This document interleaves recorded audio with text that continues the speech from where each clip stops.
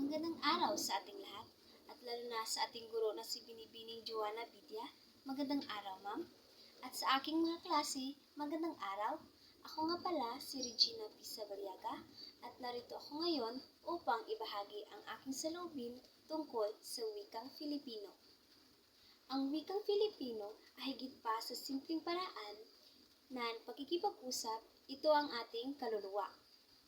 Ang ating pagkakilanlan bilang mga Filipino. Ito ang nagbubuklod sa atin, nagpapakilala sa ating kultura, at nagpapaalala sa ating kasaysayan.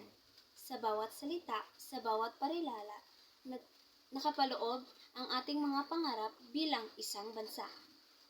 Ang ating wikang Filipino ay ang tulay na nag-uugnay sa atin sa ating mga susunod na henerasyon.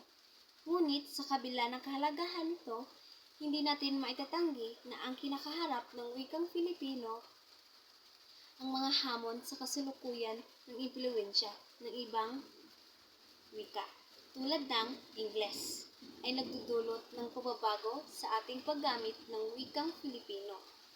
At may mga pagkakataon na ikinakahiyanan natin ang ating paggamit ng sariling wika.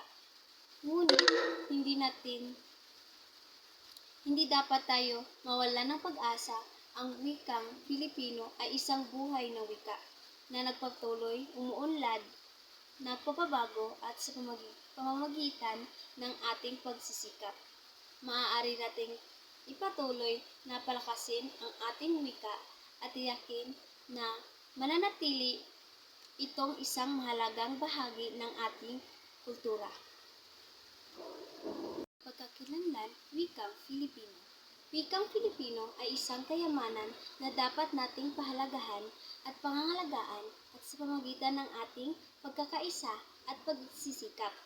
Maaari nating tiyakin na ang wikang Filipino ay mananatili bilang ang tinig ng bayan.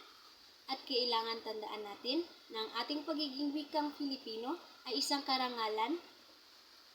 Ating ipagmalaki natin ang ating bansa, ang ating kultura, at ang mga sarili. Kailangan magtulungan tayong bumuo ng isang mas maunlad, mas mapayapang, at mas magandang bansa para sa sunod na henerasyon.